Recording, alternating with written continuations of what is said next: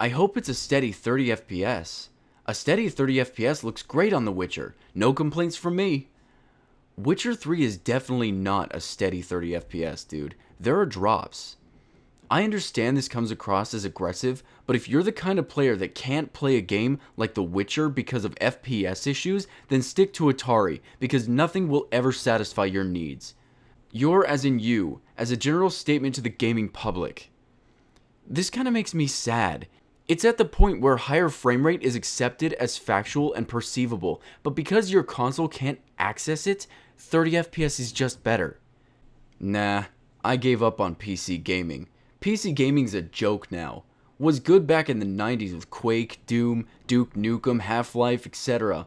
All these games are on consoles too, but still. PC requires too much fiddling with sliders and driver updates and rolling back when it causes more problems than fixes. Consoles are so much better. Pop in a Blu-ray disc, update, and play. PC still uses stupid DVD ROMs. GTA 5 was like on 7 DVD ROMs on PC. Only fanboys and bigots still game on the joke platform PC. What? Excuse me? There is so much here to pick apart, it's gonna literally kill me if I don't fix this. First of all, when in the world is adjusting settings a bad thing? More options is never bad. Driver updates are present on all hardware. Rolling back? When it comes to gaming, rolling back isn't going to affect your programs, and DVD ROMs? That's a collector's thing. Uncharted 4 single player shoots and misses 60 FPS target. Will be locked at 30 FPS. Who cares? People are too obsessed with stats these days. As long as it's a good game to play, then it's good with me. I remember 8-bit consoles and computers. The graphics were rubbish, but they made great games and great gameplay.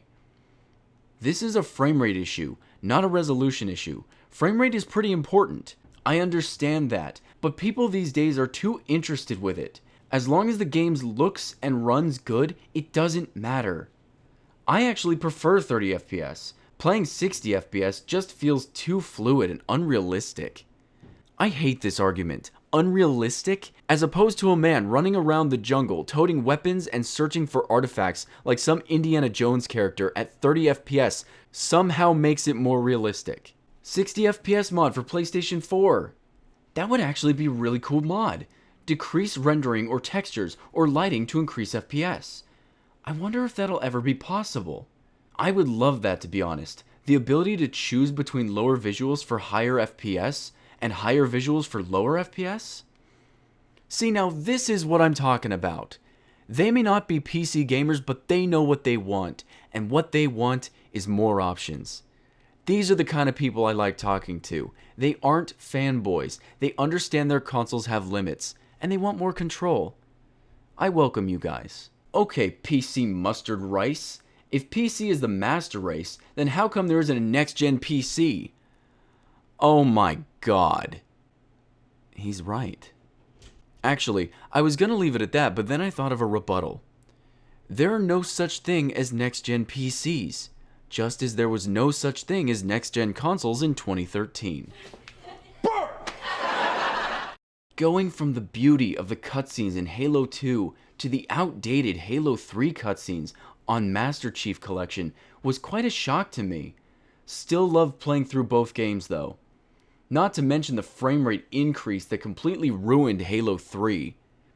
What's wrong with you guys? First it was, there isn't a difference between 30 FPS and 60 FPS. And then there was, well, it doesn't matter so long as the gameplay's fun. And now it's, as an expert on frame rate, which I achieved being a console-only gamer, I must say that 60 FPS is the worst thing ever. Can't you guys be happy that your console actually can handle it? That's an accomplishment and you're upset? I swear to God, you're the kind of people who are abundant in the Dark Ages. 800 years of no scientific accomplishment, no progress, and all because people like you burned people who tried to give them nice things. Literal peasants. Reason why PC gaming sucks.